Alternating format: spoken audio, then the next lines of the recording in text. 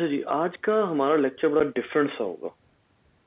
Different इस तरह से होगा कि हमारा ज़्यादा फोकस आज statistics versus the Mendel's genetics या मेंडेलियन लॉज जो हैं वो हमारे आज पेश नज़र होंगे। हमारा जो आज का टॉपिक है उसका बहुत ज़्यादा ताल्लुक जो है वो स्टैटिस्टिक्स से, और इसमें यह है कि हम थोड़ी सी कॉम्प्लेक्सिटी की तरफ भी जाएंगे। ठीक है, कॉम्प्लेक्सिटी की तरफ हम क्यों जाएंगे? क्योंकि जो आपके खास तौर पर जो स्टैटिस्टिकल एनालिसिस होता है उसको सीखने के लिए थोड़ा सा हम बात को कॉम्प्लेक्स करेंगे और उसके बाद फिर हम बात को वापस लेकर आएंगे। तो इसमें ऐसा बिल्कुल नहीं होगा कि हम जो है वो कोई किसी ऐसे चक्कर में पड़ेंगे हम सब जो है वो वहीं पर टाइम लगा दें, लेकिन हम कॉम्प्लेक्सिटी की तरफ इतना जरूर जाएंगे कि हमें ये बात समझ आए। सबसे पहली बात यह है बेटा कि स्टैटिस्टिक्स जो है वो, वैसे तो स्टैटिस्टिक्स मैथमेटिक्स की एक ऐसी ब्रांच है कि जिसमें हम ज्यादातर बहुत सी चीजों की प्रोबेबिलिटीज फाइंड आउट करते हैं, या हम जो है वो जो जिसको आप कहते हैं कि डिफरेंट तरह के हमने अगर जिसको कहते हैं कि अंदाजे लगाने हो, हमने अगर ये फाइंड आउट करना हो कि फलां चीज का मीन मीडियन मॉड क्या है, ज्यादा यूज होती हुई वैल्यू क्या है, एवरेज क्या है, ये तमाम चीजें जो हैं। फिर इसी तरीके से बहुत से जो आपके ये जो मॉल्स होते हैं इनके अंदर जो कंप्यूटर के अंदर सॉफ्टवेयर होते हैं ये स्टैटिस्टिकल सॉफ्टवेयर होते हैं। और ये जो आपका जितने बड़े मॉल्स हैं उनके अंदर से आपने अक्सर देखा होगा कि एक खास तरह की एक पर्ची निकल के आती है जिसके ऊपर सारी बिलिंग वगैरह हुई भी होती है, वो सब स्टैटिस्टिकल रूल्स के ऊपर होता है। और एवरेज वगैरह सारा कुछ टैक्सेस जो हैं वो स्टैटिस्टिकल बेसिस के ऊपर कलेक्ट जो है वो फाइंड आउट किए जाते हैं। टैक्सेस बगैर स्टैटिस्टिकल सॉफ्टवेयर के फाइंड आउट हो ही नहीं सकते। सो ये स्टैटिस्टिक्स का वैसे बहुत ज्यादा इंपॉर्टेंट रोल है, लेकिन हमारा जो बेसिक फोकस होगा स्टैटिस्टिक्स के जिस उसके ऊपर वो प्रोबेबिलिटीज है, क्योंकि प्रोबेबिलिटीज और बहुत सी जो है वो ब्रांचेस के साथ साथ साइंस में बहुत ज्यादा अप्लाई होती हैं। मैं आपको जो है वो प्रोबेबिलिटीज की एक एग्जांपल देता हूँ जिस हवाले से आप लोगों ने बहुत ज्यादा सुना होगा। सर्वेज, ये बहुत ज्यादा यूज होता है।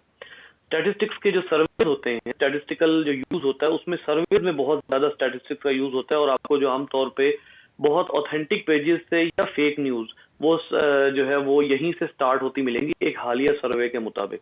अब या तो वो बहुत ही ऑथेंटिक न्यूज होती है या वो बिल्कुल ही फेक होती है, जिसको ऑथेंटिक बनाने के लिए हम दो तरह के फ्रेजेस यूज करते हैं। या नई तहकीक से पता लगा, जो भी सेंटेंस इससे शुरू शुरू हो रहा हो, जो आर्टिकल, उसको सबसे पहले उसके रेफरेंसेस देख लें, रेफरेंसेस हैं कि नहीं। अगर नहीं है तो गालिब इम्कान ये है कि वो फेक होगी। खैर, और इसी तरीके से जो सर्वे है ये जो होता है ये स्टैटिस्टिक्स के ऊपर ही होता है। सो हम प्रोबेबिलिटीज जो हैं उसको साइंटिफिक थीसिस पर अप्लाई करते हैं। ठीक है, साइंस के अंदर जो थीसिस होते हैं उनमें हम प्रोबेबिलिटीज को फाइंड आउट करते हैं और उसके जरिए हम आउटकम्स को सजेस्ट करते हैं कि इसके आउटकम्स क्या हो सकते हैं। ठीक है, और अल्टीमेटली जो जब बहुत से एक्सपेरिमेंट्स के आउटकम्स कॉमन हो जाते हैं तो उस चीज को एक जो है वो बहुत अरसे बाद जाकर किसका दर्जा दिया जाता है? थ्योरी का। ये बात याद रखिए, जो आपने थ्योरी का कॉन्सेप्ट पढ़ा हुआ है इसमें फला एक्सपेरिमेंट से गुजार के हाइपोथेसिस जो है वो थ्योरी बनते हैं। तो बेटा वो जो एक्सपेरिमेंट्स होते हैं वो बेसिकली अल्टीमेटली उसका स्टैटिस्टिकल एनालिसिस किया जाता है। और अगर उन्हीं स्टेप से गुजरते हुए आप अगर जो है वो स्टैटिस्टिकल एनालिसिस के रिजल्ट जो है वो सेम हासिल करते हैं, तब जाके वो चीज थ्योरी बनती है। आपके जितने रिसर्च पेपर्स हैं वो मिलके थ्योरी बनते हैं, और रिसर्च पेपर बिल्कुल बेकार होता है अगर उसके ऊपर स्टैटिस्टिक्स ना लगी हुई। ठीक है, सो इसी तरह से हम जो है वो साइंस में यूज किया करते हैं बायोस्टैटिस्टिक्स। अब बायोस्टैटिस्टिक्स जो है वो दो अंदाज से यूज होती है। ठीक है, उसमें एक तो ये है कि आप इसमें बायोजियोग्राफी में भी बहुत ज्यादा यूज करते हैं मीन निकालने के लिए कि जी कहाँ कहाँ पर कितनी पॉपुलेशन मौजूद है, कौन से ऑर्गेनिज्म किस किस जगह पर कितनी उनकी तादाद मौजूद है। इसी तरह आप बहुत ज्यादा यूज करते हैं एवोल्यूशन में। ये बायोस्टैटिस्टिक्स का बहुत ज्यादा रोल जो है वो एवोल्यूशन है, और कौन सी एवोल्यूशन? जिसका ताल्लुक जो है वो जेनेटिक्स से। ठीक है, और इसी तरीके से बायोस्टैटिस्टिक्स जो है वो पॉपुलेशन जेनेटिक्स, जिसका ताल्लुक एवोल्यूशन से होता है, लेकिन मैं इसको सेपरेटली लिख रहा हूं क्योंकि हमने अभी जो पढ़ना है उसका ताल्लुक पॉपुलेशन जेनेटिक्स से। ठीक है, अगर आपने जो है वो बायोजियोग्राफी में बायोस्टैटिस्टिक्स का रोल एवोल्यूशन में देखना है तो आपका जो हार्डी वाइनबर्ग प्रिंसिपल है वो पूरा हार्डी वाइनबर्ग प्रिंसिपल इसके ऊपर बेस करता है, स्टैटिस्टिक्स के ऊपर बेस करता है। वो कैसे, वो मैं अभी थोड़ी देर में एक बात बताऊंगा जिससे आप एकदम एक फ्लैशबैक में जाएंगे, आपको अंदाजा हो जाएगा कि ये कहाँ कैसे जो है वो बायोस्टैटिस्टिक्स हार्डी वाइनबर्ग प्रिंसिपल में यूज हो रही है। ठीक है, तो ये जो चीजें हैं यहाँ से आपको पता लगता है कि it is a very important branch. और आपको जो प्रोबेबिलिटीज हैं, जेनेटिकल प्रोबेबिलिटीज खास तौर पे देखिए, एक चीज होती है फिनोटाइप, एक फिनोटाइप होती है। फिनोटिपिक प्रोबेबिलिटी फाइंड आउट करना जो है ना, वो कोई इतना आसान कोई इतना मुश्किल नहीं होता कि फलां ऑर्गेनिज्म की फिनोटाइप क्या होगी। क्यों मुश्किल नहीं होता? क्योंकि आप एक पनट स्क्वायर बनाते हैं और बता देते हैं जी फलां ऑर्गेनिज्म की फिनोटाइप क्या होगी। लेकिन खास तौर पे जब आप ऐसी प्रोबेबिलिटी पे आते हैं जो जीनोटिपिक प्रोबेबिलिटी हो, जीनोटिपिक प्रोबेबिलिटी, और जीनोटिपिक में भी कौन से डाई हाइब्रिड, जो डाई हाइब्रिड प्रोबेबिलिटी होती है ना, आप मुझे बताइए क्या आप में से किसी को मोनो हाइब्रिड जो रेशो है मेंडल के, मोनो हाइब्रिड जीनोटिपिक रेशो, वो याद है किसी को?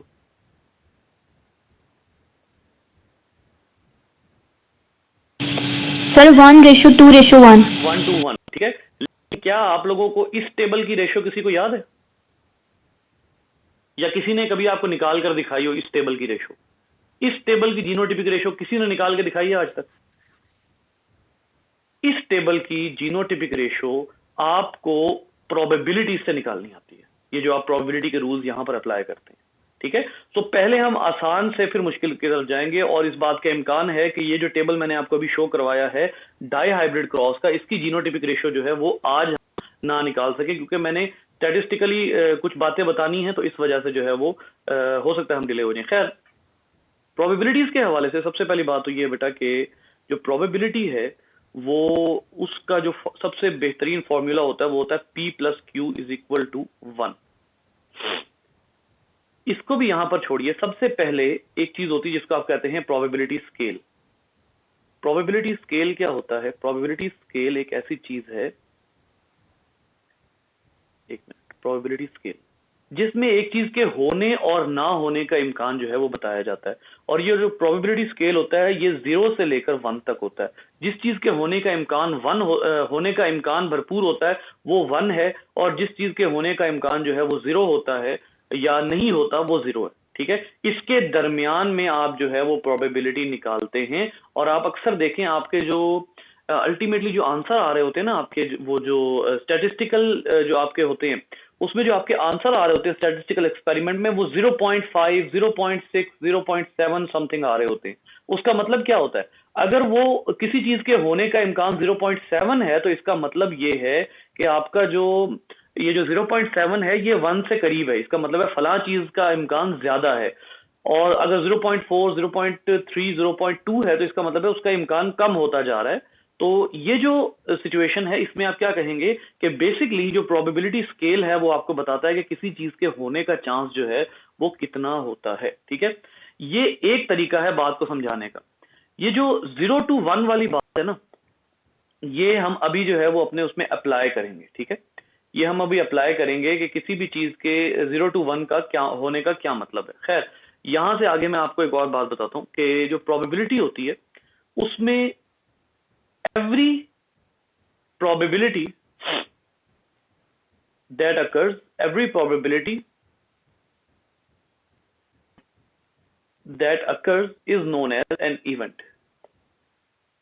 बहुत आसान अल्फाज में हम इसको समझेंगे।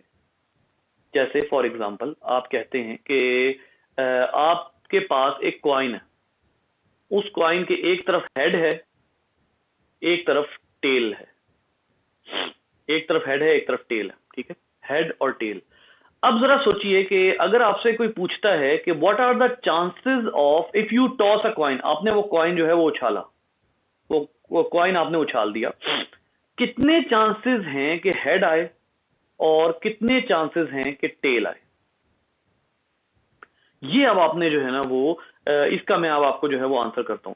सबसे पहली बात ये होती है कि प्रोबेबिलिटी का सबसे सिंपल फॉर्मूला ये होता है P of event is equal to, गौर से सुनिएगा, प्रोबेबिलिटी का फॉर्मूला मैं लिखने लगा हूं, chance of a particular event, chance of a particular event या आप यूं कह लीजिए कि chance of a particular probability over all possible probabilities, all possible probabilities. For example मुझे ये बताइए कि हेड एंड टेल में जो आपने हेड एंड टेल वाला जो इवेंट अभी आपने किया, इसमें कितनी पॉसिबिलिटीज हैं? टोटल कितनी पॉसिबिलिटीज पॉसिबल हैं, प्रोबेबिलिटीज पॉसिबल हैं? जी बताइए। सर दो। दो पॉसिबल हैं, ठीक है। दो को आप रखेंगे नीचे। मैं आपसे पूछता हूं जी हेड आने की प्रोबेबिलिटी क्या है? Probability of head equals to 1/2। Why? क्योंकि जब आप एक दफा कॉइन उछालेंगे तो उसमें हेड आने का चांस 1/2 है और टेल आने का चांस भी 1/2 है, ठीक है। टेल आने का चांस भी 1/2 है। तो basically this is the way of expressing simplest probability, ठीक है। मेरे पास जो है वो 4 बॉल्स हैं, 4 बॉल्स, ठीक है। वो 4 बॉल्स जो हैं, मैं कहता हूं जी रेड, ब्लू, ग्रीन और ब्लैक, ठीक है। मैं कहता हूं जी आपने जो है वो प्रोबेबिलिटी फाइंड आउट करनी है ब्लू की। P of blue is equal to 1/4। 4 possible probabilities जो हैं वो हैं। तो इसका क्या मतलब हुआ? अब इसी के एक और एग्जांपल निकाल लीजिए प्रोबेबिलिटी के हवाले से। जो सिंपलेस्ट प्रोबेबिलिटी है, आपने कभी ताश का डेक देखा है? ताश का जो टोटल वो जो डब्बी होती है ताश की, ठीक है, उस टोटल डब्बी में कितने कार्ड होते हैं? किसी को पता है? पूरी डब्बी में ताश की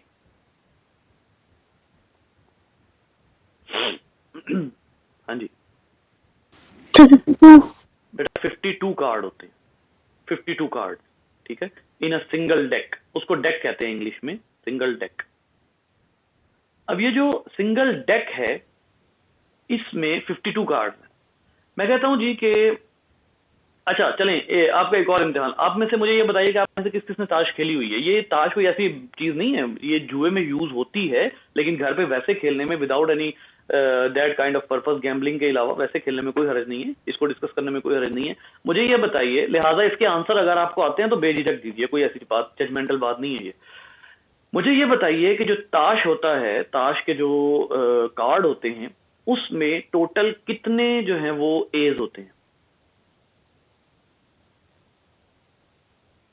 एज कितने होते हैं? मेरे ख्याल आप में से कभी किसी ने ताश कंप्लीटली ना तो खेली ना देखी। जी सर नहीं खेली। चलें, सर खेलती थी बचपन में। 5 इक्वल होने चाहिए, 2 इक्वल होने चाहिए या ए इक्वल होने चाहिए, ये किंग होता है एक। चार एज होते हैं जी, ठीक कह रही हैं आप। किंग होता है हर एक का 4। अच्छा, मैं कहता हूं जी कि अगर आप जो है वो उठाते हैं कि प्रोबेबिलिटी, इसमें कार्ड्स पता किस तरह होते हैं? मैं अब आपको थोड़ा सा बता देता हूँ। इसमें होता ये है कि एक कार्ड होता है जिसका टाइटल होता है ए, एक होता है किंग, एक होता है क्वीन और एक होता है जैक, ठीक है। किंग, क्वीन, जैक, और उसके बाद 1 से लेकर और 10 तक नंबर्स होते हैं, मतलब 1 2 3 4 5 6 7 8 9 10, ठीक है। अब अभी हमने क्या कहा? हमने कहा टोटल कार्ड्स हैं 52।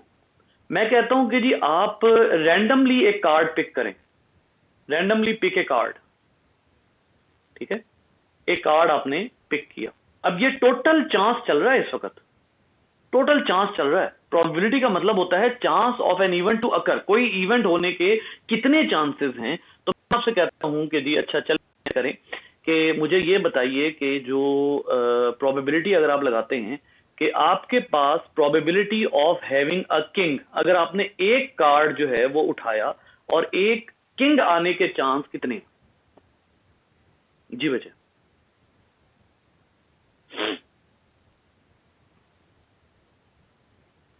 किंग आने के चांसेस कितने हैं?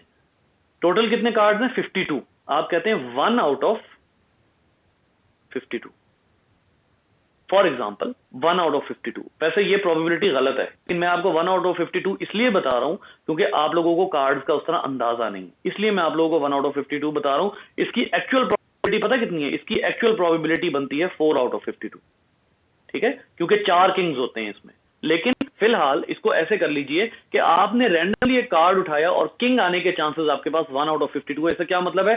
टोटल कितनी पॉसिबिलिटीज थी? 52 पॉसिबिलिटीज हैं, जिनमें से किंग की आने की पॉसिबिलिटी 1 है। तो इसका क्या मतलब हुआ? आप इसी तरीके से कोई भी एग्जांपल बना लीजिए, कोई भी एग्जांपल बना लीजिए। आपको कोई कहता है कि जी आपके पास एक कपड़ा पड़ा हुआ है, उसके नीचे एक बॉक्स है, उसके नीचे जो है वो 50 जो है वो बॉल्स हैं और सारों की कलर जो है वो डिफरेंट है। अब आप जो है वो कोई एक गेंद उठाएंगे तो उसका कलर फर्ज किया रेड है, तो आपके पास क्या प्रोबेबिलिटी है कि आपके पास रेड कलर आएगा? That would be 1 out of 50, ठीक है, क्योंकि 50 बॉल्स हैं, 1 आउट ऑफ 50। तो ये जो है वो ये चीज, ये जो रैंडम अंदाजा है किसी चीज के होने का चांस जो है वो क्या कहलाता है? वो कहलाता है प्रोबेबिलिटी। जी बेटा, अगर आपका क्वेश्चन है तो बताइए।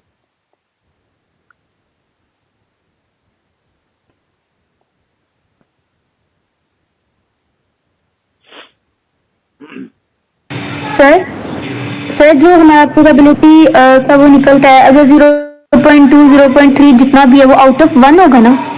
जी वो आउट ऑफ 1 होगा। ये आपने अच्छा सवाल किया, इसकी परसेंटेज भी निकाली जा सकती है। जैसे आप जो है वो अगर परसेंटेज निकालेंगे तो आप 1 को मल्टीप्लाई कर देंगे 100 से, ठीक है, 1 मल्टीप्लाइड बाय 100 तो वो 100 हो जाएगा। 100% चांस में से कितने परसेंट चांस फला इवेंट के होने का है। लेकिन ये जो 0 पॉइंट्स में यानी ये जो आते हैं ना आंसर, ये आमतौर पे आते हैं जब आप टी टेस्ट करते हैं, जब आप काई स्क्वायर टेस्ट करते हैं, जब आप अनोवा करते हैं, 0 पॉइंट्स में आंसर तब आते हैं, ठीक है। अभी जो चीजें हम डिस्कस कर रहे हैं इनमें 1, 2 out of 10, 4 out of 10, 4 out of 50 इस तरह के आंसर जो हैं वो आ सकते हैं, ठीक है। तो अभी जो हम डिस्कस कर रहे हैं बड़ी सिंपल प्रोबेबिलिटी डिस्कस कर रहे हैं इस वक्त। जी बेटा, और कोई सवाल जल्दी से?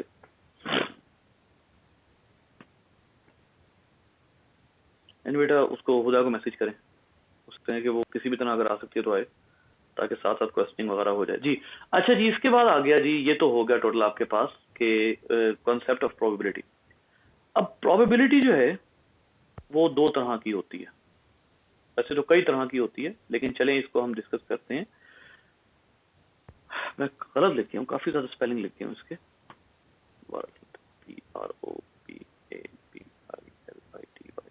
प्रोबेबिलिटी। अच्छा, प्रोबेबिलिटी जो है वो 2 तरह की होती है, ठीक है। अभी आपने जो पढ़ा है उसमें आपने क्या किया? Single event. अभी आपने सिंगल इवेंट किया है ना, एक काम एक दफा कॉइन उछालना सिंगल इवेंट है, ठीक है। इसी तरीके से आप कह लीजिए कि एक बार उस पूरे कार्ड की डब्बी में से कार्ड निकालना सिंगल इवेंट है। अगर आप इसको रिपीट करते जाएंगे तो ये इवेंट्स ज्यादा होते जाएंगे, तो इसका मतलब है एक टाइम पे एक प्रोबेबिलिटी निकालना जो है वो सिंगल इवेंट कहलाता है। आप इसको यूं एक और अंदाज में कह सकते हैं कि अगर आप एक टाइम पे एक दफा कॉइन टॉस करते हैं तो वो जो टॉस होगा वो एक इवेंट होगा, ठीक है।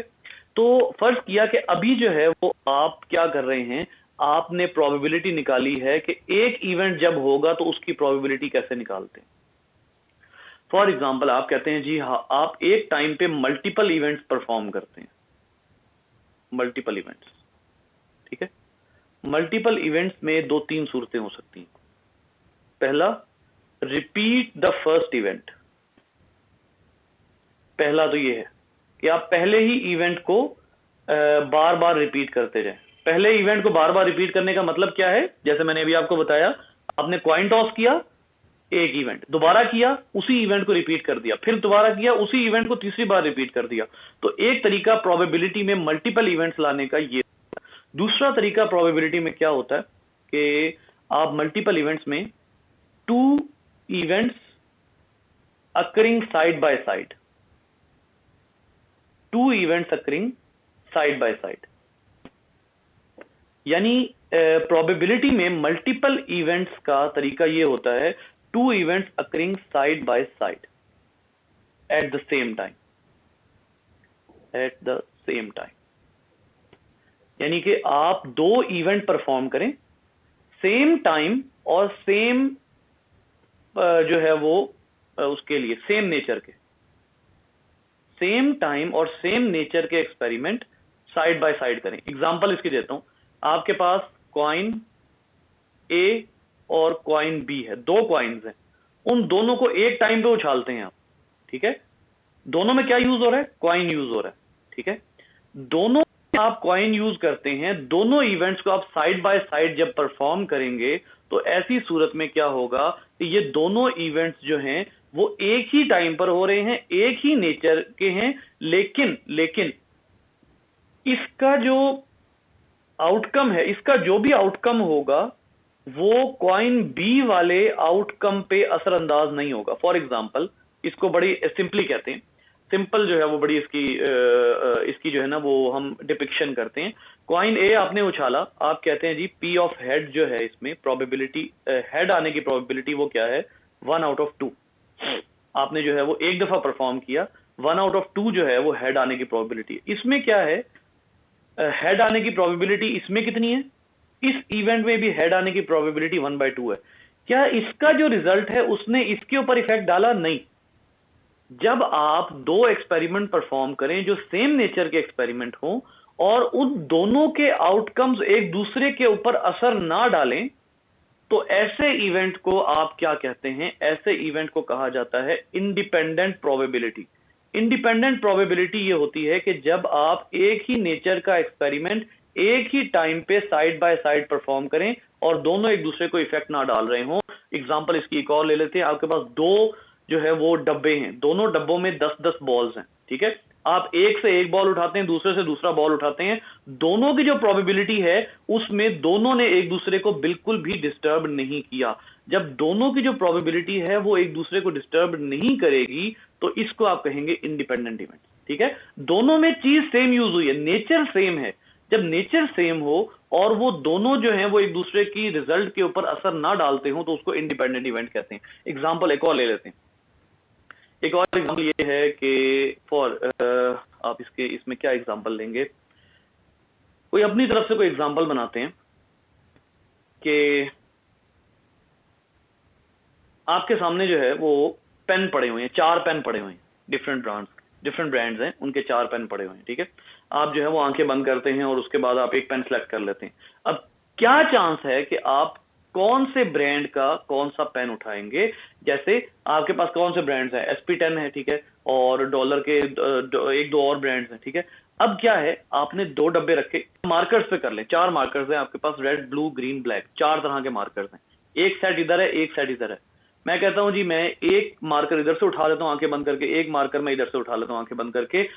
क्या इन दोनों इवेंट्स का जो आउटकम होगा वो एक दूसरे पर असरअंदाज होगा? नहीं, वो एक दूसरे पर असरअंदाज नहीं होगा। ऐसे इवेंट जो सेम नेचर के हों लेकिन साइड बाय साइड हो रहे हों और उनके आउटकम एक दूसरे पर इफेक्ट भी ना डालें, ऐसे इवेंट्स को आप प्रोबेबिलिटी इवेंट्स कहते हैं, लेकिन ये इंडिपेंडेंट इवेंट्स होते हैं। इंडिपेंडेंट इवेंट्स का मतलब ही ये है कि आप जो है वो ये आप साइड बाय साइड परफॉर्म कर रहे हैं। इंडिपेंडेंट इवेंट का मतलब ये है कि 2 इवेंट्स परफॉर्म हो रहे हैं। ये भी बात आपने याद रखनी है। अभी तक जो आपने इससे पहले बात पढ़ी थी वो सिंगल इवेंट था वो, ठीक है। कार्ड उठाया, 1/52 प्रोबेबिलिटी निकल आई। टॉस किया, कॉइन उछाला, 1/2 प्रोबेबिलिटी निकल आई, वो सिंगल इवेंट था। इंडिपेंडेंट का मतलब ये है कि इवेंट 2 हो रहे हैं और दोनों साइड बाय साइड हो रहे हैं। ठीक हो गया। यहां पे जो है ना वो अगर आपने रुक के कोई क्वेश्चन करना है तो बताइए। सर इसको मल्टीपल नहीं बोलेंगे? क्या मतलब? सर ये जो सेकंड जो इवेंट किया इंडिपेंडेंट वाला, सर इसको मल्टीपल इवेंट नहीं बोलेंगे? आप देखें, ये मल्टीपल इवेंट तो वो है कि एक ही इवेंट को रिपीट किए जा रहे हैं। मल्टीपल इवेंट्स, एक है इंडिपेंडेंट इवेंट्स, इंडिपेंडेंट है, दोनों अलग अलग हो रहे हैं। मल्टीपल है, एक ही चीज को बार बार परफॉर्म करेंगे। ठीक है, ठीक है सर। सर जो आपने मल्टीपल इवेंट्स का बताया, ये मतलब वो तो एक टाइम पे हम एक इवेंट कर रहे हैं उसको बार बार रिपीट कर रहे हैं, तो एक्चुअली अगर हम उस टाइम पे देखें तो मल्टीपल इवेंट जो है वो तो सिंगल इवेंट ही होगा ना? देखिए, बार बार उसको परफॉर्म करेंगे तो उसका जो रिजल्ट होगा उसके ऊपर इफेक्ट आना शुरू हो जाएगा ना। आपने कॉइन 10 बार टॉस किया, पहली बार टॉस किया तो जो प्रोबेबिलिटी थी वो 1/2 थी। अब आप वही बार बार परफॉर्म करते जाएंगे तो इवेंट आपने दोहरा दिए। जब आप इवेंट दोहराते जाएंगे तो प्रोबेबिलिटी भी चेंज होती जाएगी और जो टोटल नंबर ऑफ इवेंट्स है वो भी change, total number of probabilities है वो भी चेंज होती जाएंगी। फॉर एग्जांपल, आपने 10 दफा कॉइन उछाला, अब उसमें हेड आने की प्रोबेबिलिटी जो है उसमें टोटल प्रोबेबिलिटीज कितनी हो गई? 1/2 थी ना पहले। तो आप 10 दफा उछालेंगे तो वो प्रोबेबिलिटी टोटल प्रोबेबिलिटी, यानी जो रेशियो से नीचे वैल्यू है वो और रेशियो से ऊपर जो वैल्यू है वो चेंज होती चली जाएगी। तो इसमें क्या होगा, जब आपने एक दफा कॉइन उछाला वो सिंगल थी, जब आपने उसको रिपीट किया तो वो रिजल्ट चेंज हो गया। रिजल्ट चेंज होगा तो वो इंडिपेंडेंट नहीं होगा, ठीक है। रिजल्ट चेंज हो जाने वाली प्रोबेबिलिटी डिफरेंट होगी। तो सर जो यूनिट फॉर्मेशन है ये प्रोबेबिलिटी कौन सी होती है? इंडिपेंडेंट, खास तौर पे जो उसमें अभी हम पढ़ेंगे, जब जीन्स का क्रॉस होता है और जो गैमीट्स की फ्यूजन होती है उसमें इंडिपेंडेंट प्रोबेबिलिटी यूज होती है।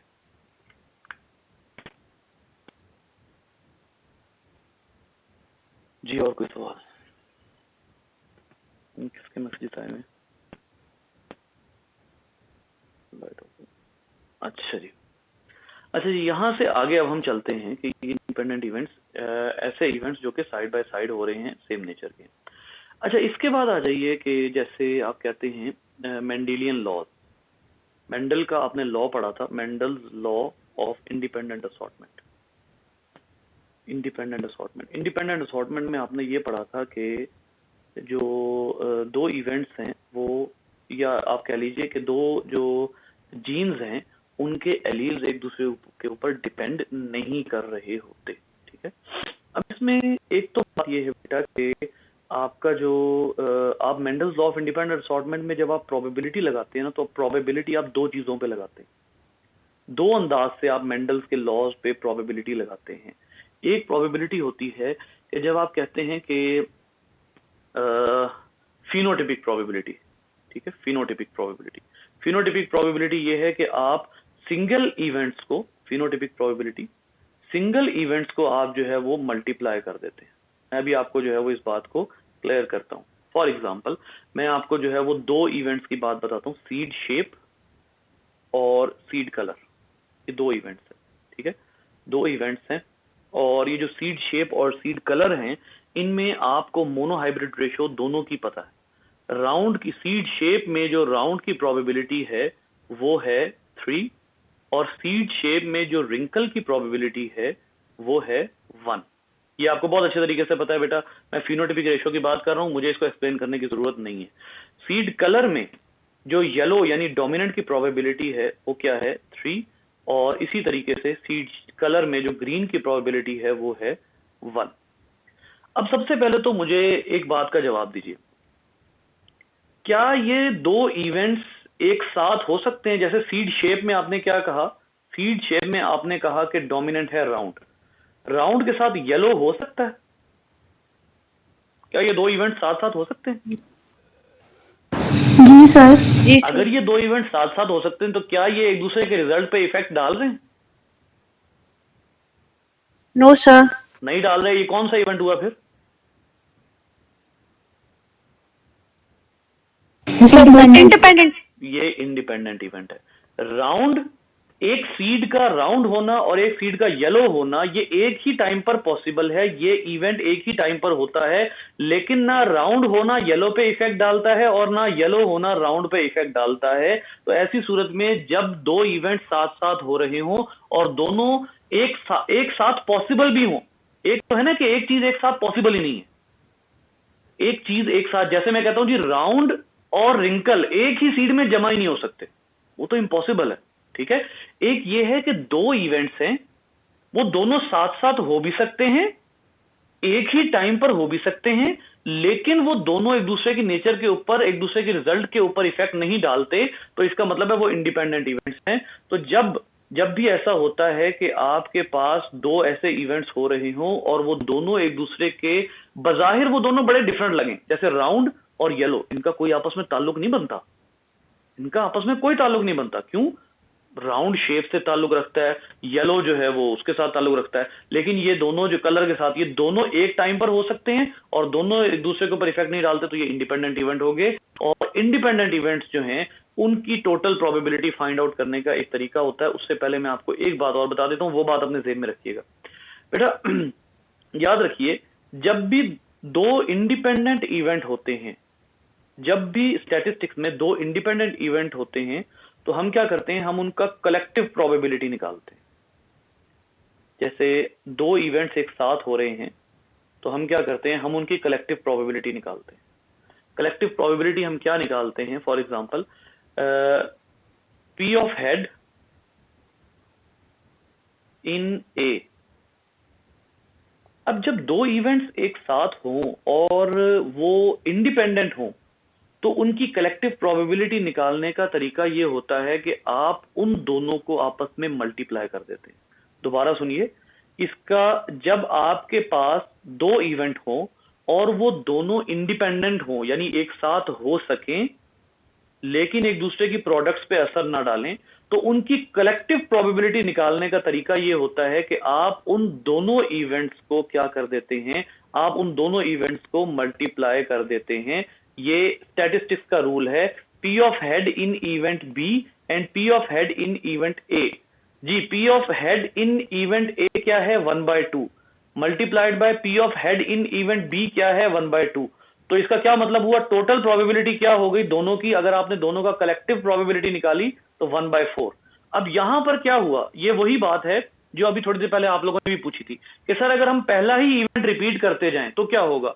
अब आप देखिए, पहला इवेंट आप रिपीट करेंगे तो उसमें भी आखिरकार असर आएगा, उसमें आखिरकार असर आएगा। लेकिन यहां पर क्या है, आप यूं करें, आप कॉइन A टॉस करें, कॉइन B टॉस करें, इन दोनों को जब तक आप मिलाएंगे नहीं ना तब तक ये एक दूसरे के रिजल्ट पे इफेक्ट नहीं डालेंगे। मैं दोबारा इसको जरा क्लियर करके रखता हूं। आपके पास कॉइन A है और इधर कॉइन B है, ठीक है। आपने क्या किया, आपने एक दफा दोनों को टॉस किया, दोनों को एक एक दफा टॉस किया, दोनों में जो प्रोबेबिलिटी आ गई वो क्या आ गई 1/2। इसकी भी प्रोबेबिलिटी क्या आ गई 1/2। अब मुझे ये बताइए, जब तक मैं इन दोनों की कलेक्टिव प्रोबेबिलिटी नहीं निकालता, क्या ये दोनों एक दूसरे के ऊपर, रिजल्ट के ऊपर इफेक्ट डाल रहे हैं या नहीं डाल रहे, क्योंकि जब तक मैं इनको फॉर्मूले में नहीं जमा करूंगा तब तक ये एक दूसरे की प्रोबेबिलिटी पे, रिजल्ट पे असर नहीं डालेंगे। ऐसी सूरत में जब आप दो सेपरेट करें तो फिर आप क्या करते हैं, जब आप दो सेपरेट एक्सपेरिमेंट्स परफॉर्म करें और आखिरकार आप क्या करें कि चलो जी इनकी कलेक्टिव प्रोबेबिलिटी निकालते हैं, तो फिर आप ऐसे इवेंट्स की कलेक्टिव प्रोबेबिलिटी निकालने के लिए इनको आप क्या कर देते हैं, इनको आप जो है वो मल्टीप्लाई कर देते हैं। क्यों, दोनों नेचर सेम है, टाइम सेम है, दोनों एक टाइम पर हो सकते हैं। तो स्टैटिस्टिक्स के मुताबिक दो इंडिपेंडेंट इवेंट्स को कलेक्टिव प्रोबेबिलिटी निकालने के लिए आप उन दोनों इंडिपेंडेंट इवेंट्स को आपस में मिलाकर मल्टीप्लाई कर देते हैं। ऐसी सूरत में जो आंसर आएगा वो ना कॉइन A का है सिर्फ और ना कॉइन B का है, बल्कि दोनों इवेंट्स के इकट्ठे होने का आंसर है। आप लोगों के जहन में सवाल होगा, मैं आप लोगों को आप ही की एग्जांपल से उठा के आंसर देता हूं। इधर देखिएगा बेटा, जब आप फिनोटिपिक प्रोबेबिलिटी निकालते हैं तो राउंड की फिनोटिपिक प्रोबेबिलिटी क्या है 3/4, येलो की फिनोटिपिक प्रोबेबिलिटी क्या है 3/4। जरा ये दोनों इंडिपेंडेंट इवेंट्स हैं, इनकी कलेक्टिव प्रोबेबिलिटी निकालिए जरा जी। राउंड की 3/4 मल्टीप्लाइड बाय येलो की 3/4 निकालिए, क्या बनती है 9/16। जी, ये कौन सी रेशो है, ये डाई हाइब्रिड की जो रेशो है ना, फिनोटिपिक रेशो, उसका पहला हिस्सा 9 होता है, 9 3 3 1, ये डाई हाइब्रिड की फिनोटिपिक रेशो आती है, ठीक है। तो इसका क्या मतलब हुआ कि दो इंडिपेंडेंट इवेंट्स की कलेक्टिव प्रोबेबिलिटी निकालने के लिए आप उन दोनों के रिजल्ट्स को मल्टीप्लाई कर सकते हैं। ये है वो बात जो कि आपने स्टैटिस्टिक्स के लिहाज से याद रखनी है। जब तक इवेंट इंडिपेंडेंट रहेगा, ये इंपॉर्टेंट लाइन है, इसको अपने ज़हनों में बिठा लीजिए। जब तक इवेंट इंडिपेंडेंट रहेगा, उनकी प्रोबेबिलिटीज को कलेक्टिव रिजल्ट निकालने के लिए आपने दोनों को आपस में मल्टीप्लाई करना है, ऐड नहीं करना। वो स्टैटिस्टिक्स का ये रूल क्यों बना वो बाद की बात है, ठीक है। लेकिन आपने इंडिपेंडेंट केस में ये याद रखना है कि आप मल्टीप्लिकेशन रूल अप्लाई करते हैं। जी बेटा, अब आप लोगों ने कुछ क्लियर करना है तो यहां पे आप क्वेश्चन कर सकते हैं जल्दी से। सर डायहाइब्रिड के लिए हमेशा 9 होगा। डायहाइब्रिड के लिए हमेशा जो है वो जो रेशो आती है F1 क्रॉस F1 की, वो 9:3:3:1 आती है। अच्छा ये जी सर चाहे होमोजाइगस हो चाहे हेटेरोजाइगस, नहीं, उसमें तो डायहाइब्रिड का तो मतलब ही ये है ना कि आपने जब क्रॉस किया और अल्टीमेटली जब आप F1 क्रॉस F1 करेंगे तो F1 क्रॉस F1 तो होते ही दोनों हेटेरोजाइगस है। F1 क्रॉस F1 जो है वो तो होते ही हेट्रोजाइगस, वो तो होमोजाइगस हो ही नहीं सकते ना, अनटिल अनलेस आप जो है वो दोनों ट्रू ब्रीड्स, दोनों होमोजाइगस डोमिनेंट का क्रॉस करवाएं तो जो उनका रिजल्ट निकलेगा वो होमोजाइगस डोमिनेंट ही होगा, ठीक है। फिर जब आप F1 क्रॉस F1 करवाएंगे उस सूरत में वो होमोजाइगस डोमिनेंट हो सकता है। लेकिन जो मेंडल का केस है, मेंडल का तरीका है, उसमें आप एक होमोजाइगस डोमिनेंट को दूसरे होमोजाइगस रिसेसिव से क्रॉस करवाते हैं, उनका जो रिजल्ट निकलता है F1 वो हेट्रोजाइगस डोमिनेंट होता है। फिर आप हेट्रोजाइगस डोमिनेंट को हेट्रोजाइगस डोमिनेंट से क्रॉस करवाते हैं, मेंडल का तरीका यही। तो लिहाजा F1 जो है वो होमोजाइगस डोमिनेंट हो ही नहीं सकते मेंडेलियन जेनेटिक्स के मुताबिक।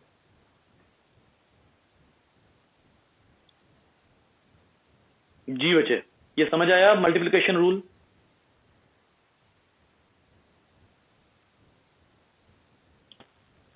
ये कोई नहीं आया? सर जी बेटा। सर जो आपने कल बताया था कि मतलब ए और सी जीन है वो ज्यादा एक दूसरे पे डिपेंड करते हैं और ए और जी जीन है वो नहीं करते डिपेंड, हाँ जी वो इंडिपेंडेंटली स्ट्रॉन्ग होते हैं। जी, बिल्कुल बिल्कुल। तो ये इधर ऐसे ही है ना, हाँ जी बिल्कुल मतलब सही है, सेम इवेंट को। ये बिल्कुल वही चीज है, आप बिल्कुल सही चीज लाई हैं। लेकिन यहाँ से एक सवाल और भी बनता है, यहाँ से एक सवाल और भी बन सकता है, और वो ये है कि आप यहाँ इसी फॉर्मूले से आप उनकी इंडिपेंडेंस भी फाइंड आउट कर सकते हैं जो बहुत क्लोजली लिंक्ड होते हैं। आप ये भी अंदाजा लगा सकते हैं कि उनकी इंडिपेंडेंस कितनी है, कितनी रेशो में वो इंडिपेंडेंट है और कितनी रेशो में वो डिपेंडेंट है, ठीक है। ये प्रोबेबिलिटी भी इसी अंदाज से देखी जा सकती है। आप बिल्कुल सही चीज की तरफ निशानदेही कर रही हैं। Okay sir. जी, और कोई सवाल वरना आगे चलते हैं। ले जी, इसके बाद आ जाइए, मैं आपको जो है वो एक अच्छे तरीके से प्रैक्टिस करवा देता हूँ। इसकी दूसरी प्रोबेबिलिटी आ जाती है जी, इंडिपेंडेंट इवेंट था राउंड और दूसरा इंडिपेंडेंट इवेंट था रिंकल। अगर राउंड और रिंकल जो है इनको आप इंडिपेंडेंट इवेंट्स कहते हैं और इनकी कलेक्टिव प्रोबेबिलिटी निकालना चाह रहे हैं कि किस हद तक इम्कान है कि राउंड के साथ रिंकल आ सकता है। तो राउंड की इंडिपेंडेंट प्रोबेबिलिटी क्या है? 3/4। आई एम सॉरी, राउंड और रिंकल कर दिया मैंने मेरे से गलती हो गई। ये राउंड और ग्रीन आएगा, राउंड और रिंकल तो इम्पॉसिबल है, ठीक है। राउंड और ग्रीन, ठीक है। अब ग्रीन की जो प्रोबेबिलिटी है वो 1/4 है, तो इंडिपेंडेंट प्रोबेबिलिटीज को ऐड करेंगे हम। इंडिपेंडेंट प्रोबेबिलिटीज को ऐड करने का तरीका ये है कि आप उसको मल्टीप्लाई करते हैं 1/4 जी, 3 आउट ऑफ 16।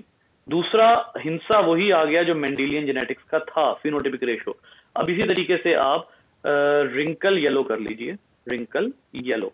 तो रिंकल येलो जो है वो वंस अगेन क्या आएगा, जरा यहाँ रेशोज देख लीजिए। रिंकल की रेशो है 1/4, येलो है 3/4। यहाँ लिख लीजिए 1/4 मल्टीप्लाइड बाय 3/4, ये आ जाएगा 3/16। और आखिरी क्या आने चाहिए? 1/16, क्योंकि आखिरी आता है रिंकल ग्रीन। रिंकल की इंडिपेंडेंट प्रोबेबिलिटी 1/4, ग्रीन की इंडिपेंडेंट प्रोबेबिलिटी 1/4। इन दोनों को मल्टीप्लाई करेंगे, 1 मल्टीप्लाई बाय 1 1, 4 मल्टीप्लाइड बाय 4 16, 1/16 आखिरी वाले की आएगी। क्या बना? 9331। तो इसका क्या मतलब हुआ? मेंडल का जो लॉ है उसके ऊपर इंडिपेंडेंट प्रोबेबिलिटी का रूल अप्लाई होता है। और यहां से यह बात भी साबित हो जाती है कि दो इवेंट्स जो एक टाइम पर हो सकें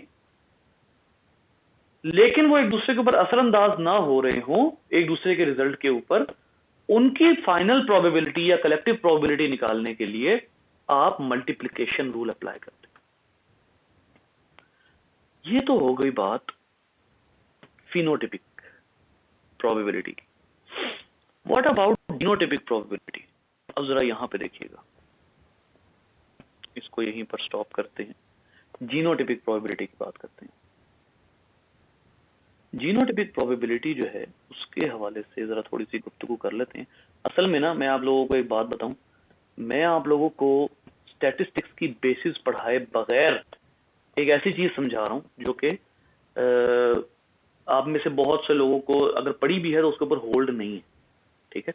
तो इसलिए थोड़ा सा आप लोगों को गौर से चीजों को सुनना पड़ेगा और हो सकता है आप लोगों को ये लेक्चर बाद में रिपीट भी करना पड़ जाए। जीनोटिपिक प्रोबेबिलिटी क्या होती है? जीनोटिपिक प्रोबेबिलिटी ये है कि आपने ये अंदाजा लगाना है कि what is the probability of homozygous, जी, homozygous dominant, what is the probability of homozygous recessive, and what is the probability of heterozygous dominant. ये आपने अब अंदाजा लगाना है, और इसका जो फायदा होगा वो अब आप अंदाजा लगाएंगे कि वो क्या फायदा होता है। अच्छा जी, सबसे पहले तो हम क्रॉस जरा रिपीट कर लेते हैं। फॉर एग्जांपल आपके पास, मैं अभी फिलहाल डाई हाइब्रिड पे अप्लाई नहीं करूंगा, ना ही मैंने अभी जो है वो जीनोटिपिक मैंने जो है वो डाई हाइब्रिड पे अप्लाई नहीं करना। जो जीनोटिपिक वाली है ना, फिनोटिपिक तो हमने डाई हाइब्रिड पे अप्लाई कर दी है, round yellow, wrinkle green, round green, वो तो हमने डाई हाइब्रिड पे अप्लाई कर दी है। जीनोटिपिक रेशियो में आज के लेक्चर में डाई हाइब्रिड पे अप्लाई नहीं करूंगा, इसको मोनो हाइब्रिड में समझना ही इवन जो है वो थोड़ा सा डिफिकल्ट हो जाता है जी। क्रॉस बनाते हैं हम, कैपिटल आर, मेंडल के मेंडेलियन वे से शुरू करते हैं, स्मॉल आर, और इसमें आर का गैमीट बना लीजिए, ये गैमीट बना लीजिए, F1 बन गई कैपिटल आर स्मॉल आर, इसको आपने क्रॉस करवाया कैपिटल आर स्मॉल आर से। और आपको अब ये भी पता है कि जो कैपिटल आर है वो अलग गैमीट में जाएगा, जो स्मॉल आर है वो अलग गैमीट में जाएगा, जस्ट लाइक दैट। अच्छा जी, सबसे पहले हम प्रोबेबिलिटी निकालेंगे होमोजाइगस डोमिनेंट की। होमोजाइगस डोमिनेंट की प्रोबेबिलिटी हम निकाल लेते हैं। अच्छा बेटा, मुझे ये बताइए कि मेल की तरफ से यानी स्पर्म में से डोमिनेंट एलील आने के चांसेस कितने हैं? प्रोबेबिलिटी बताइए इसकी।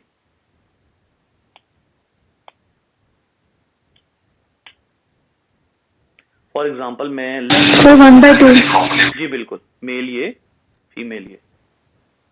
मेल की तरफ से डोमिनेंट एलील आने के चांसेस हैं 1/2। Okay, then let's move to the next value. Female की तरफ से डोमिनेंट एलील आने के चांसेस कितने हैं? 1/2। ठीक हो गया। दोनों इवेंट एक टाइम पर हो रहे हैं, दोनों इवेंट इंडिपेंडेंट हैं, लिहाजा आप क्या करेंगे? होमोजाइगस डोमिनेंट की प्रोबेबिलिटी आप फाइंड आउट करेंगे, P of homozygous dominant, probability of homozygous dominant. ठीक है, ये दोनों इंडिपेंडेंट इवेंट्स हैं, एक ही टाइम पर हो सकते हैं और दोनों एक दूसरे के रिजल्ट के ऊपर कोई इफेक्ट नहीं डालते। तो अगर ये अलग अलग हो रहे हैं, ये भी गैमीट है, ये भी गैमीट है, सेम नेचर के हैं, मेल और फीमेल ये दोनों 1/2 पार्टिसिपेट करते, 1/2 प्रोबेबिलिटी है डोमिनेंट एलील आएगा, 1/2 प्रोबेबिलिटी है रिसेसिव एलील आएगा। तो टोटल प्रोबेबिलिटी, कलेक्टिव प्रोबेबिलिटी क्या बनती है कि अगला जो ऑर्गेनिज्म है वो 1/4 अगला जो ऑर्गेनिज्म है वो होमोजाइगस डोमिनेंट होगा, उसकी प्रोबेबिलिटी बनती है 1/4। अगले ऑर्गेनिज्म के हवाले से मैं आपके लिए थोड़ी सी और आसानी कर देता हूं, जरा इधर गौर कीजिएगा बेटा। जब आप इसका रिजल्ट निकालते हैं तो आप कौन सा स्क्वायर बनाते हैं? Square, Punnett square. ठीक है, R R capital R small R. ठीक है, इसमें ऐसे आता है ना, ये capital R small R, capital R small R, small R small R. ठीक हो गया। तो अब इस बात की प्रोबेबिलिटी कि अगला जो ऑर्गेनिज्म है, जो फर्टिलाइजेशन होगी वो होमोजाइगस डोमिनेंट होगी, यानी दोनों डोमिनेंट एलील्स के दरमियान में होगी, इस बात की प्रोबेबिलिटी आपने क्या निकाली? आपने इस बात की प्रोबेबिलिटी निकाली 1/4। यानी अगर 4 दफा फर्टिलाइजेशन हो तो 1 दफा चांस है कि दोनों डोमिनेंट एलील जो हैं वो फर्टिलाइजेशन में कंबाइन होंगे। ओके फाइन, यह हमें पता लग गया। आगे चलते हैं जी, होमोजाइगस रिसेसिव की प्रोबेबिलिटी निकालते हैं। बिल्कुल वही तरीका है बेटा, सिर्फ वो ये क्या हो जाएंगे, ये सेपरेट हो जाएंगे।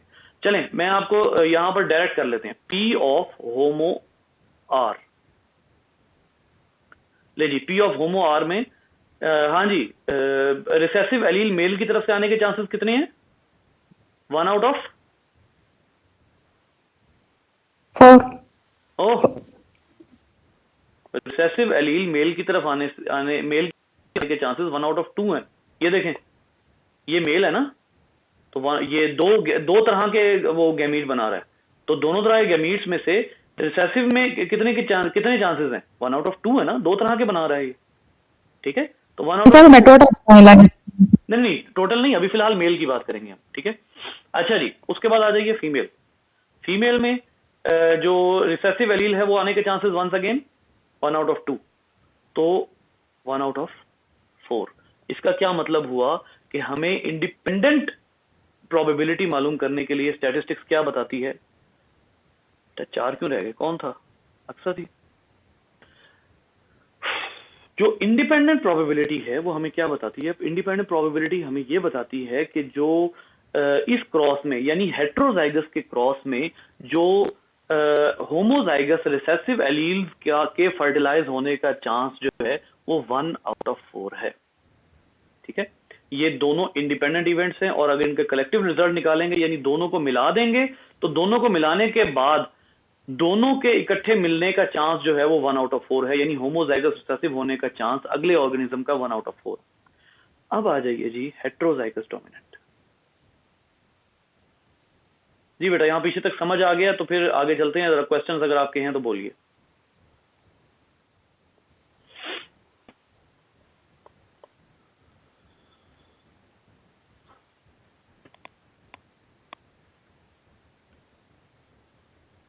अच्छा जी आगे चलते हैं। हेट्रोजाइगस डोमिनेंट, सबसे पहले ये सोचिए जरा एक लम्हे को कि जो हेट्रोजाइगस डोमिनेंट है उसमें जो जीनोटाइप होती है वो क्या होती है? Capital R small R. अब जरा मुझे बताइए कि अगर जो मेल है वो डोमिनेंट एलील शेयर कर रहा है तो हेट्रोजाइगस डोमिनेंट बनाने के लिए फीमेल को कौन सा एलील शेयर करना चाहिए तो हेट्रोजाइगस डोमिनेंट होगा? रिसेसिव। ऑब्वियस आंसर है रिसेसिव। अगर मेल रिसेसिव एलील शेयर कर रहा है फर्टिलाइजेशन के लिए तो फीमेल को कौन सा एलील देना पड़ेगा? फीमेल को एलील देना पड़ेगा डोमिनेंट। इसका मतलब यह हुआ कि हेट्रोजाइगस डोमिनेंट बनाने के लिए both can never share same allele.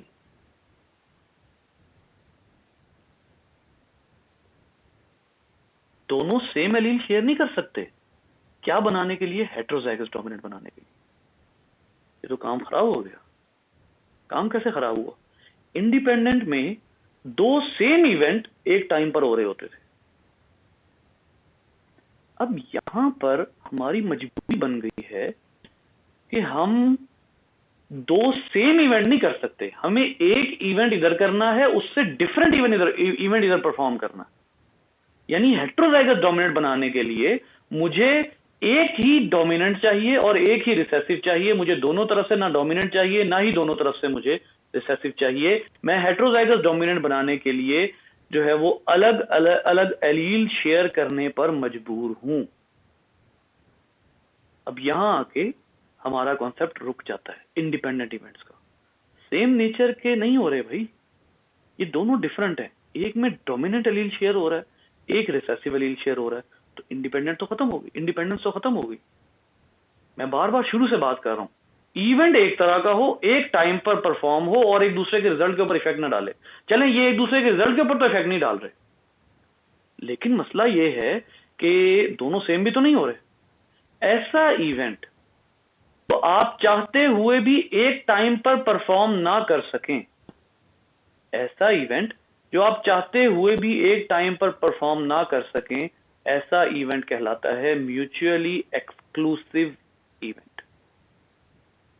यानी आप मजबूर हैं कि आप एक ऐसे इवेंट को उसी टाइम पर, सेम इवेंट को उसी टाइम पर रिपीट नहीं कर सकते। इसकी सबसे सुथरी मिसाल यही है।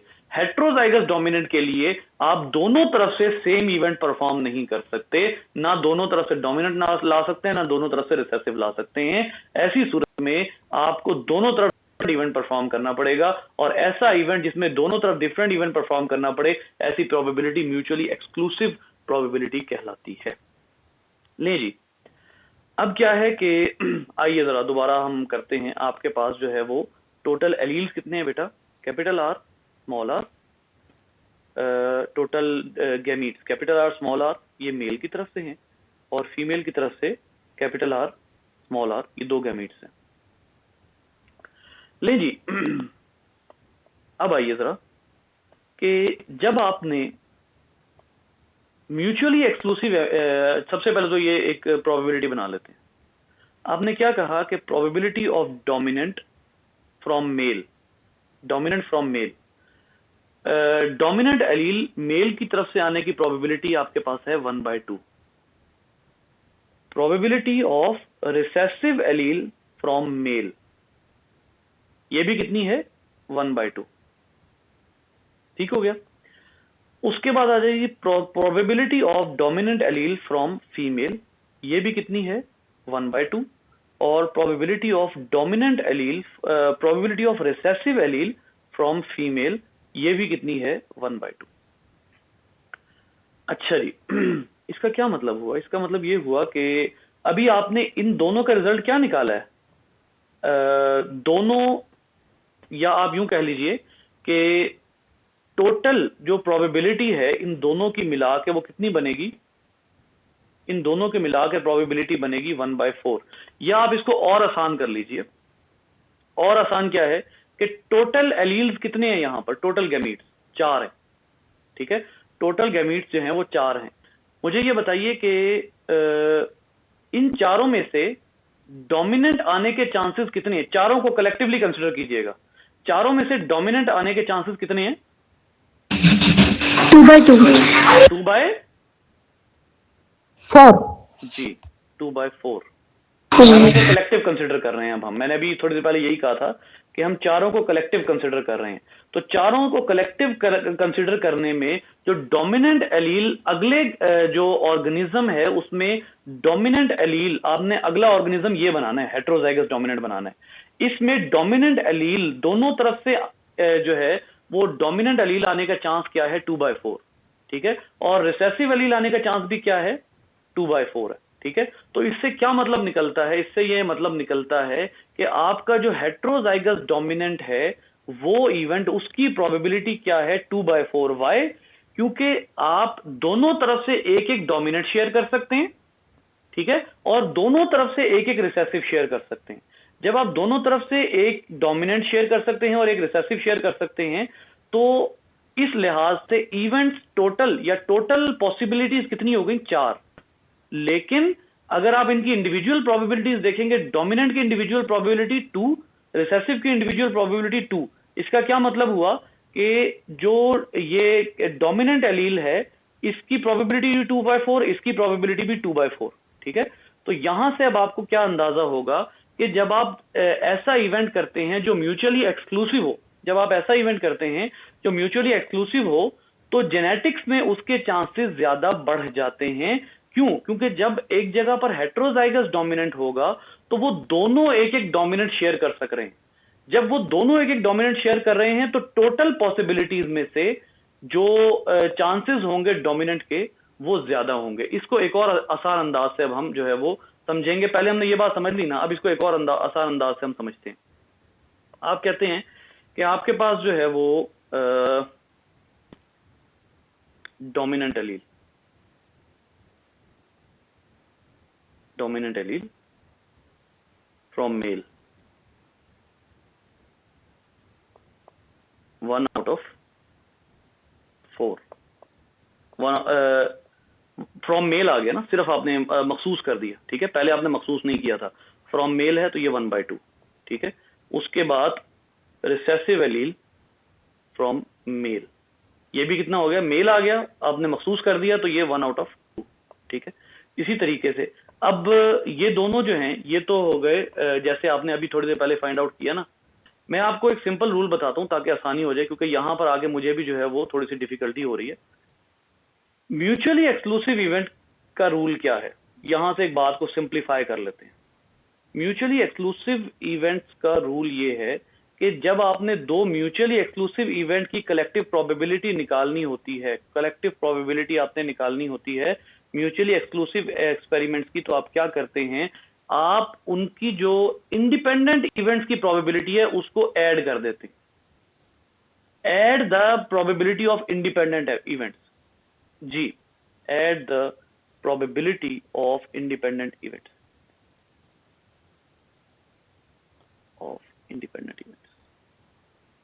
जब आप इंडिपेंडेंट इवेंट्स की प्रोबेबिलिटी ऐड करेंगे तो अब क्या होगा? अब ये होगा कि आपके पास डोमिनेंट की इंडिपेंडेंट प्रोबेबिलिटी क्या आई थी बेटा?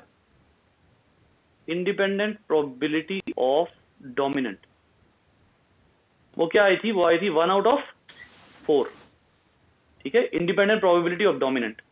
आपने क्या करना है? ऐड करना है। म्यूचुअली एक्सक्लूसिव एक्सपेरिमेंट में जब आपने कलेक्टिव प्रोबेबिलिटी निकालनी होती है तो कलेक्टिव प्रोबेबिलिटी निकालने के लिए आप उनके जो इंडिपेंडेंट इवेंट्स होते हैं उनके रिजल्ट को ऐड कर देते हैं। इसका मतलब है independent probability of dominant plus independent probability of recessive. Independent probability of recessive क्या थी? वो भी 1/4 थी। इनको आपने ऐड करना है। ऐड करने का तरीका क्या होता है? आप इनका एलसीएम निकालते हैं। 4 और 4 का एलसीएम क्या होगा? नीचे 4 ही आएगा, ठीक है। अब आप जब इसके ऊपर पूरा मैथमेटिकल वो सॉल्व करेंगे तो यहां 1 आएगा, यहां 1 आएगा। ये कितना हो गया? 2/4। जब 2/4 हो गया तो इसको आप टोटल जब काटेंगे तो ये कितना बन जाएगा? 1/2, ठीक है। और 1/2 का मतलब है 0.5। अब जरा एक लम्हे को वापस आइए। अभी हमने क्या बात की थी थोड़ी देर पहले? अभी हमने बात की थी कि दोनों तरफ से डोमिनेंट एलील शेयर होने का चांस क्या है? 2/4। दोनों तरफ से रिसेसिव एलील शेयर होने का चांस क्या है? 2/4। इसका मतलब है जो हेट्रोजाइगस डोमिनेंट है उसके बनने का टोटल चांस कितना है? 2/4 या 1/2। ऐसा ही है ना? जब इधर से भी 2/4 की प्रोबेबिलिटी है, इधर से भी 2/4 की प्रोबेबिलिटी है, तो आप क्या करेंगे? आप जो है वो इनकी इंडिपेंडेंट प्रोबेबिलिटीज को ऐड कर देंगे। जब आप इनकी इंडिपेंडेंट प्रोबेबिलिटीज को ऐड कर देंगे तो आपको जो रिजल्ट मिलेगा वो होगा 1/2 या 2/4। अब जरा एक लम्हे को जो आपकी मोनोहाइब्रिड की जो जीनोटिपिक रेशियो है उसको देखिए। जी बेटा, इस बॉक्स के अंदर टोटल कितने हैं होमोजाइगस डोमिनेंट? होमोजाइगस डोमिनेंट कितने हैं? 1, होमोजाइगस रिसेसिव कितने हैं? 1, हेट्रोजाइगस डोमिनेंट कितने हैं?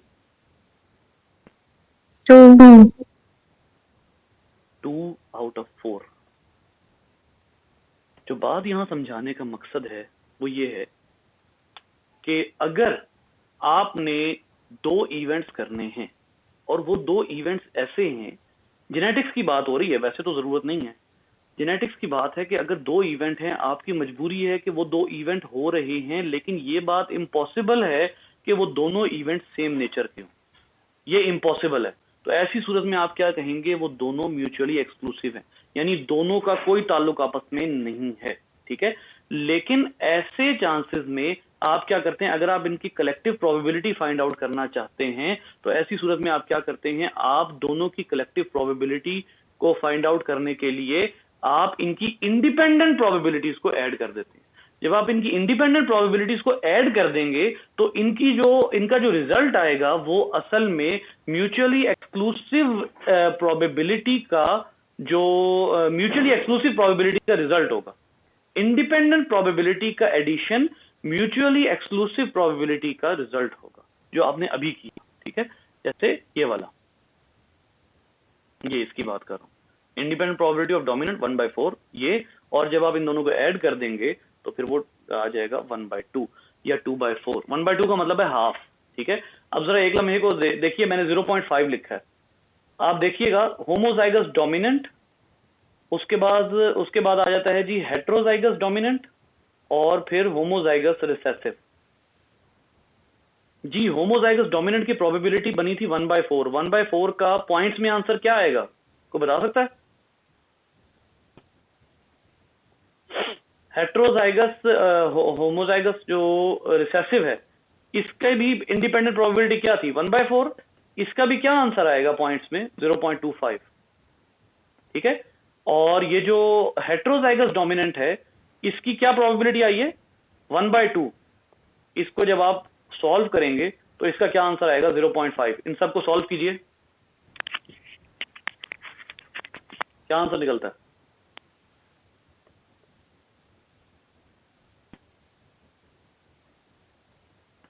इन सब का आंसर निकलता है 1, ठीक है।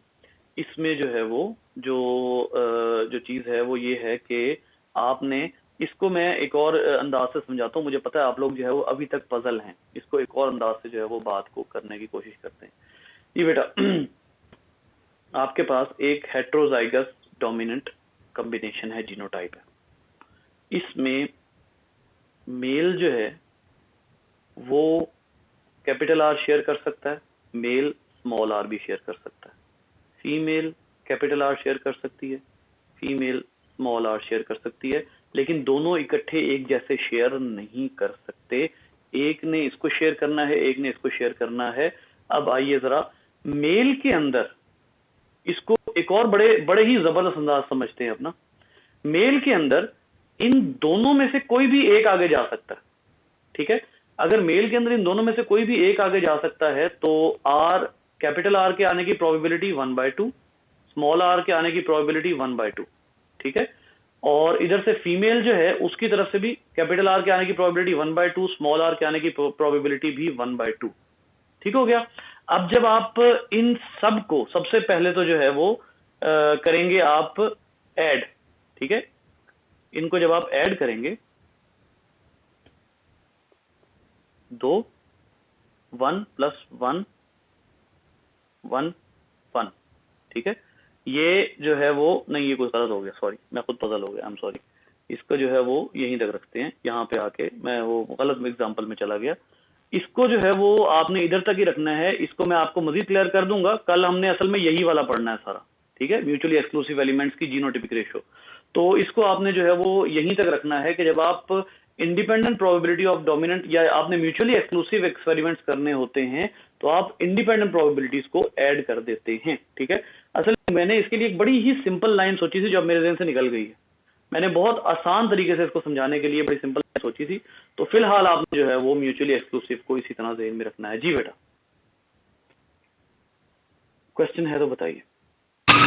सर वो पेज ओपन करिए अपना।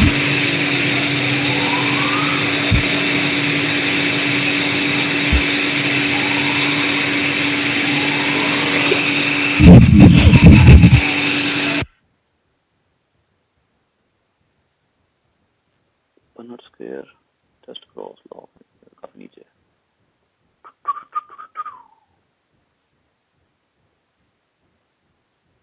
मल्टीप्लिकेशन रूल आ गया। हाँ, ये एडिशन रूल है। ये the dominant allele can come from egg और the sperm but not from both, ठीक है। ये देखिए, ये वही लाइन है जो मैं आपको बताता रहा हूँ। For any particular heterozygous F2 plant the dominant allele can come either from egg और the sperm but not from both. Heterozygous बनाने के लिए या आपको एग से डोमिनेंट लेना है या आपको स्पर्म से डोमिनेंट लेना है। According to addition rule, the probability that any one of the two or more mutually exclusive element will occur is calculated by adding their individual probabilities. आप उनकी इंडिविजुअल प्रोबेबिलिटीज को ऐड कर देते हैं, ठीक है। यानी आप जो है वो उनके जो इंडिपेंडेंट इंडिविजुअल प्रोबेबिलिटीज थी वो आप जो है वो ऐड कर देते हैं। As we have just seen, the multiplication rule gives us the individual probabilities that we will now add together. The probability of one possible way of obtaining F2 heterozygote, the dominant allele from the egg and the recessive allele from the sperm, is 1/4, ठीक है, 1/4 है। अब ultimately वो जब इन दोनों को add करता है तो इसका आंसर 1/2 आता है। जी यानी अब आप क्या कह रही थी?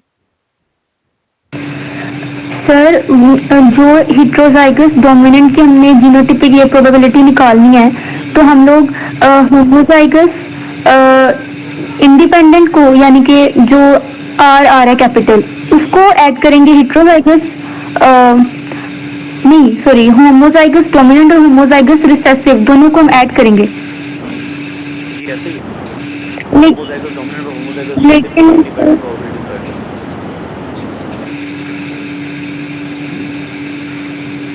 सही है जी। और कोई सदस्य चलेगी?